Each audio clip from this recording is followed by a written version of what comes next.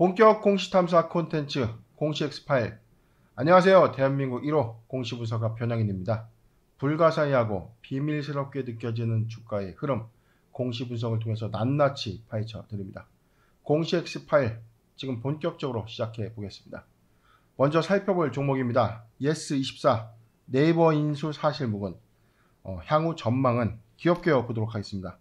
1998년 6월에 설립됐고요. 2008년 5월에 코스닥 시장에 상장됐습니다.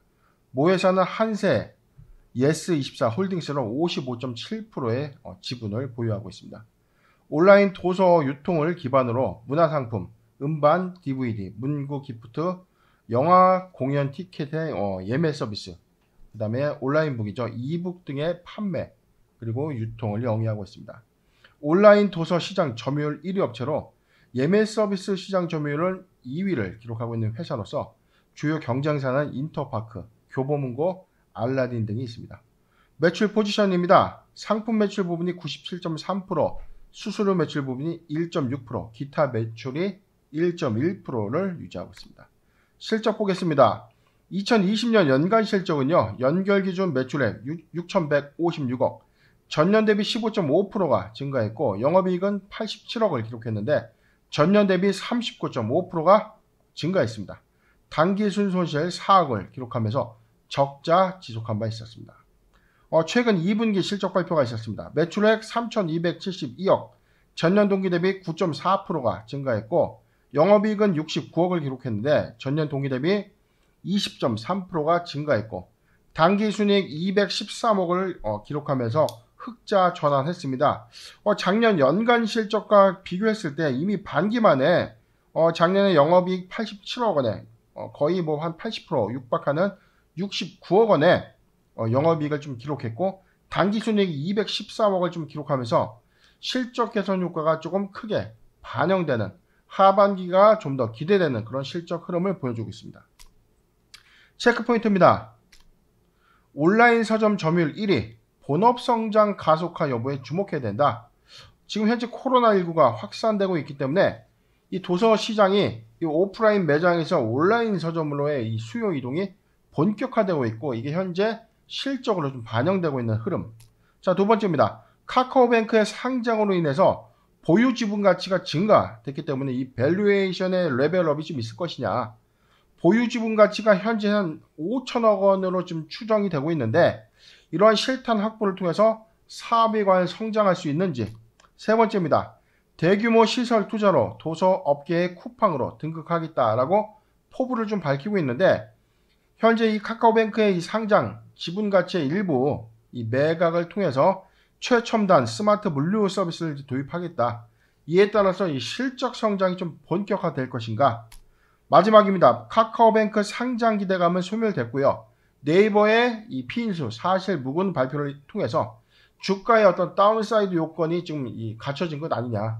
자, 최근에 이 카카오뱅크 상장에 따른 어떤 기대감은 좀 반영이 됐고, 이후에 네이버의 어떤 피인수설까지 반영이 되면서 주가가 단계 좀 급등을 했는데, 일단 네이버에 대해서는 사실무근이다라고 양사가 밝힌 만큼 이에 따른 어떤 주가의 하락 요인, 다운사이드 요건이 지금 제시가 되고 있는 흐름입니다.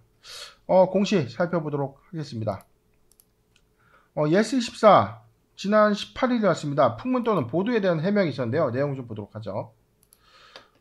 풍문 또는 보도에 대한 해명이다. 네이버의 당사 예스24 인수 추진설에 대해서 아시아 경제 등의 이 매체가 8월 18일에 보도한 이 내용에 대해서 해명한 것입니다.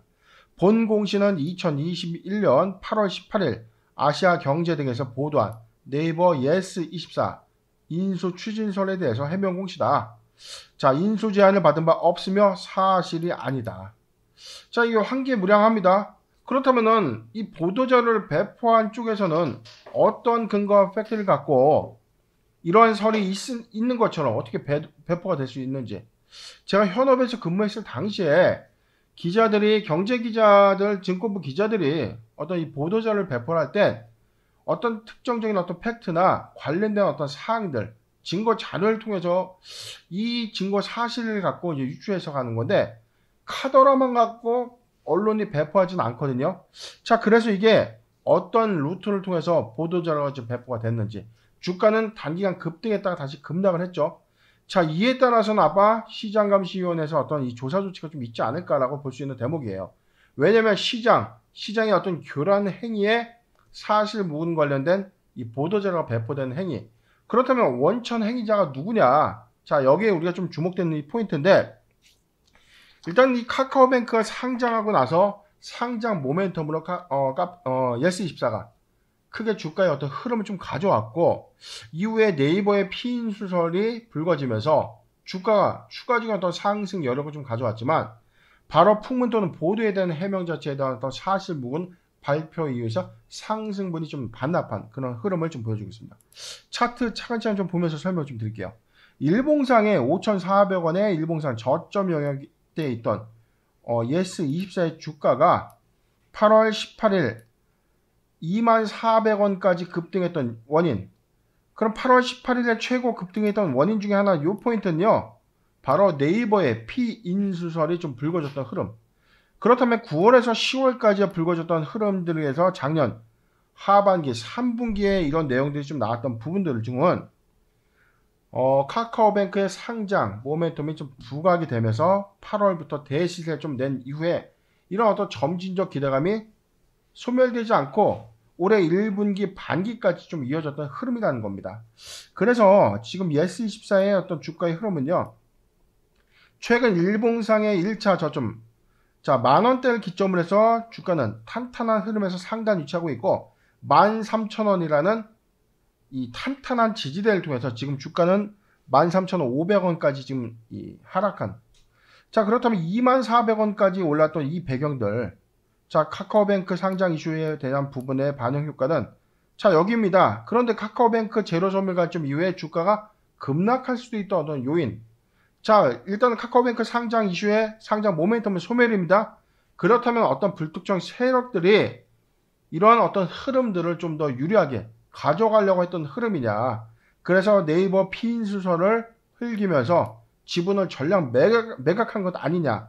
자, 거래량 추이를 통해서 밝혀지고 있는 대목입니다.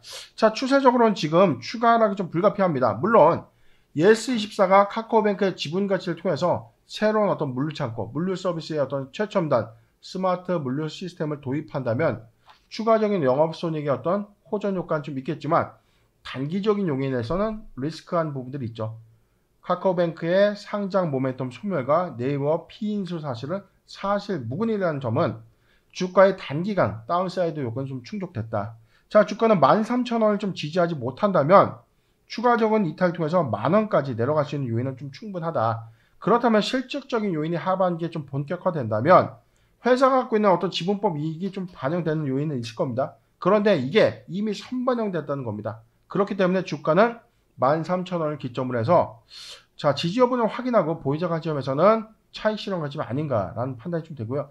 신규 매수 관점에서는 아직 주가의 다운사이드 요건을 우리가 좀 더 충족해야 되기 때문에 이에 따른 매수 의견은 중립 의견으로 표명하겠습니다.